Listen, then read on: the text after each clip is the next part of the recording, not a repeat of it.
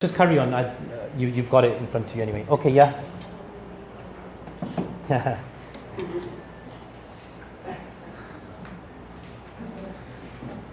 you were saying that what I get the gist of it is why Allah subhanahu wa ta'ala, particularly these surahs and these ayahs and the significance it has.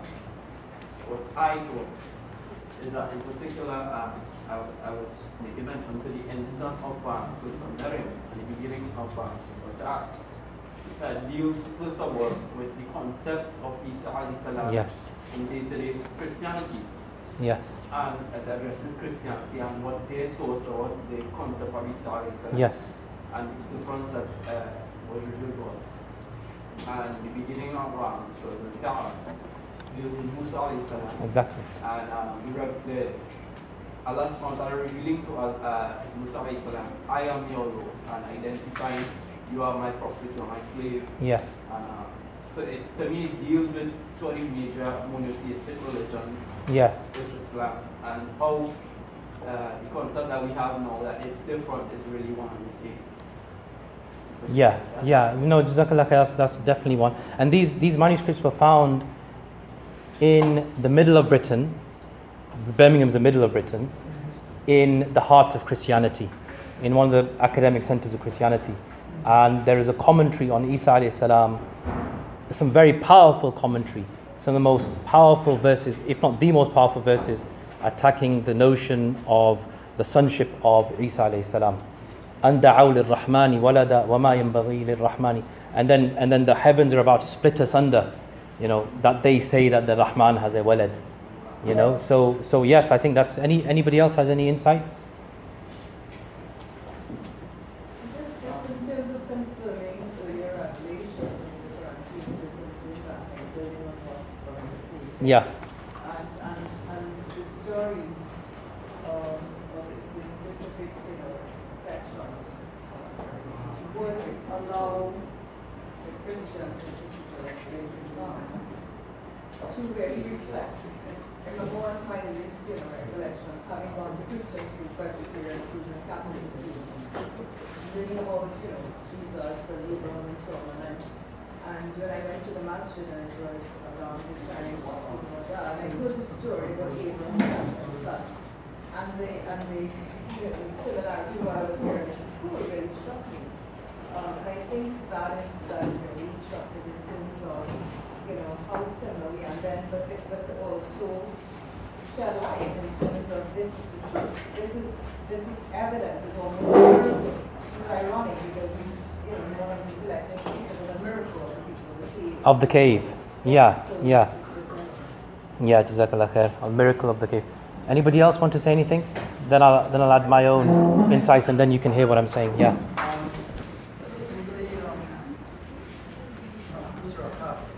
Yeah, Surah Kahf. That's fine, don't worry. I came, other than what the brother mentioned about Christianity, the relation between Christianity and verses. I came across the verse in verse 27. Verse 27, okay, that's good. What I was looking for is to pick out verses, okay, verse 27, Where it directly stated how Allah preserved the Quran. Exactly. And this is the topic that we're discussing right now. Absolutely. Do you see what the brother is saying here? Right, look, the brother's just what he's saying, the brother here, brother Ahmed, is saying that in verse 27, Surah Al-Kahf, Allah is saying, وَاتْلُ مَا أُوحِيَ إِلَيْكَ مِنْ كِتَابِ رَبِّكَ لَا مُبَدِّلَ لِكَلِمَاتِهِ وَلَنْ تَجِدَ مِنْ دُونِهِ مُلْتَحَدًا. He says, recite what has been revealed to you from the book of your Lord. There is no change to his words. La mubaddila li kalimati. It's very interesting that this verse was discovered. This verse was discovered that says that there is no change in Allah's words. And this is confirming that the Quran today was the Quran that was written at that time. Do you understand the point, yeah? Anybody else? There's lots of isharat here, by the way. The story of the cave, what's the story of the cave very, very common, very well known. At which time? Because at the time, maybe by people other than Muslims, I don't know. I'm asking because I'm Yeah, that's fine. considering the revelation of this particular story or this particular story being discovered. If people other than Muslims may have known about this story. Today or then? Today, like from other sources, you know, we find that Quran and in some cases the Bible may have similarities. So I'm asking if this may have been one of these stories the story of the people of the cave right. is not a biblical story. Okay. It postdates the Bible. Right. You're talking about 200 to 300 years after if I remember correctly now. Right. But it was common in the Eastern Orthodox Church, which was the church that was present in the Hijaz in the time of the Prophet ﷺ. So the Christians of that area, they would have known. The Christians of that time would have known about this because that's the churches used to recite these in their homilies. The fable of the people of the sleepers of the cave, as they call it, and you can go to many of their churches and they have ancient murals where they depict the seven sleepers of the cave according to them. Yeah. Okay. Let me. I gave you a chance. Yeah. Now let me tell you what It's just there's nothing definite in what I'm saying. It's an exercise. Yeah. But I think it's very interesting. The first. I can't bring it up, but try it one more time. If I could bring it up, it'd be really good.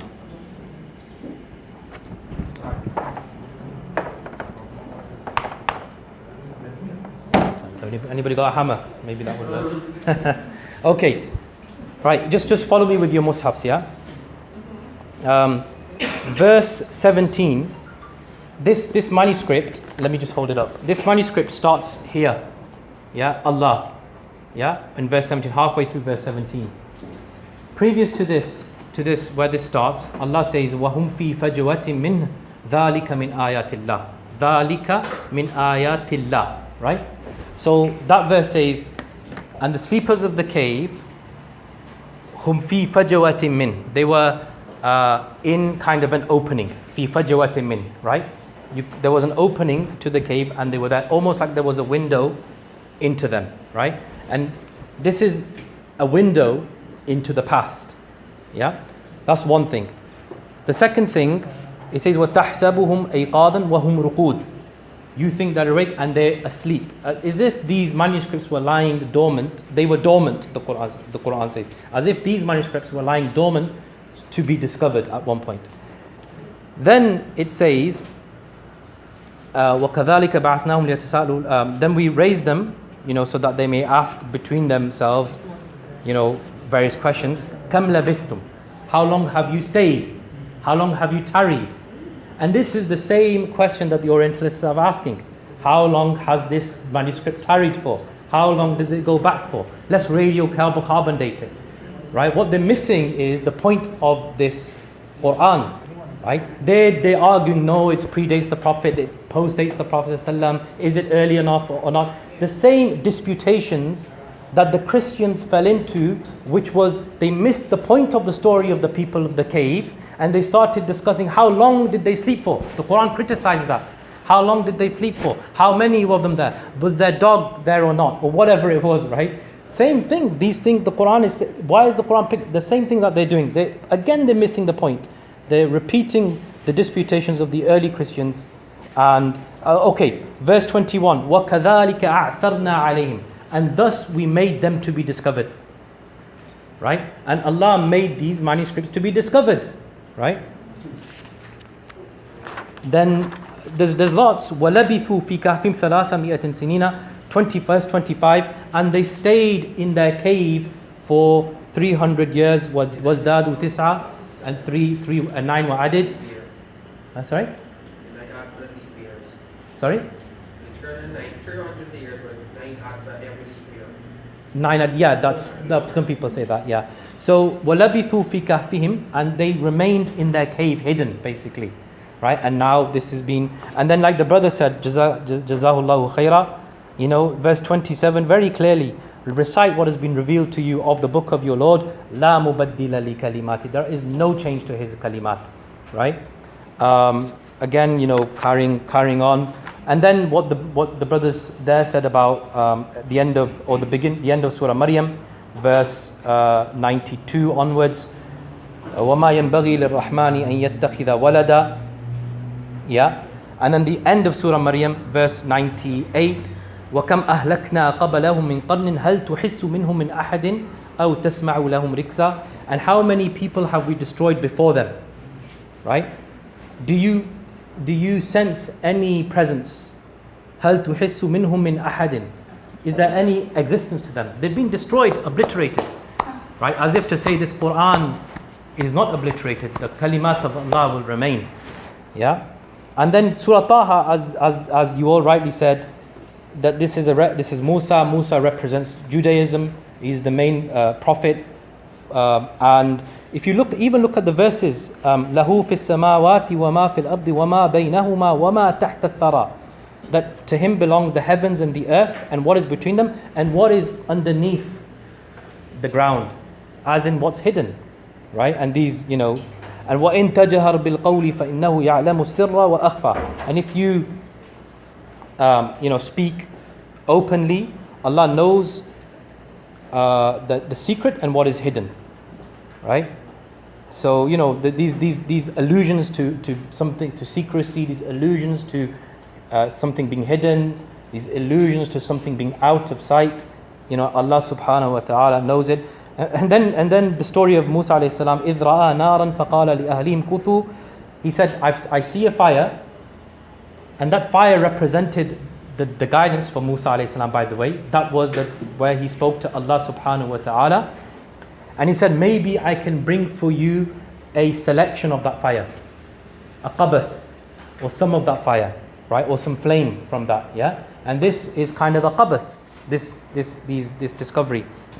أو أجد على النار هدى.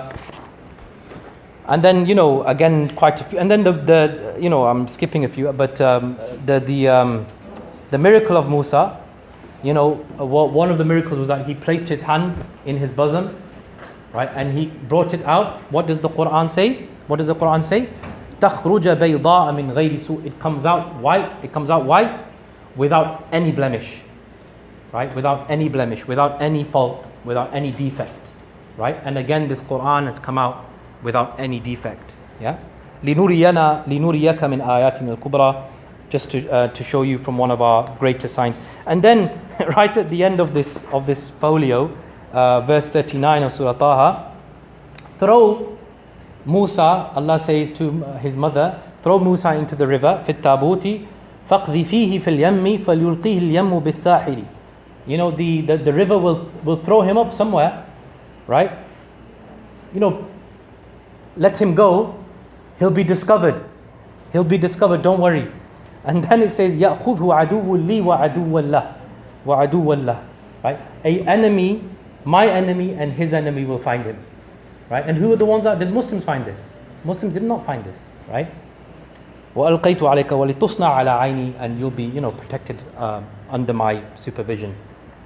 So anyway, I thought I'd just introduce that to you. I think.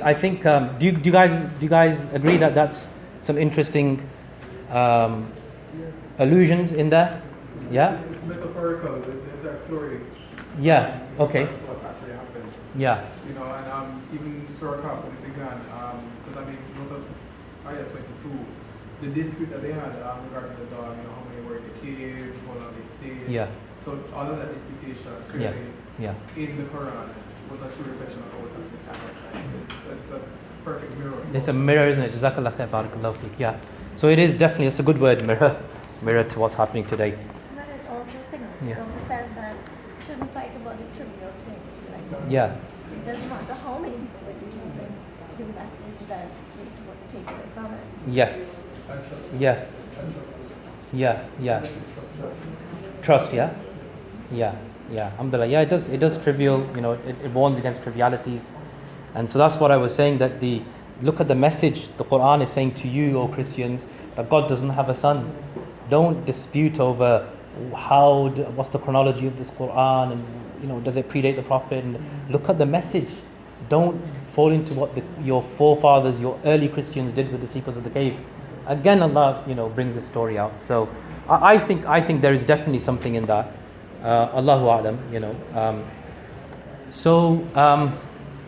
I don't know whether what we're supposed to do now, but It's charging. oh yeah, alhamdulillah, that's good.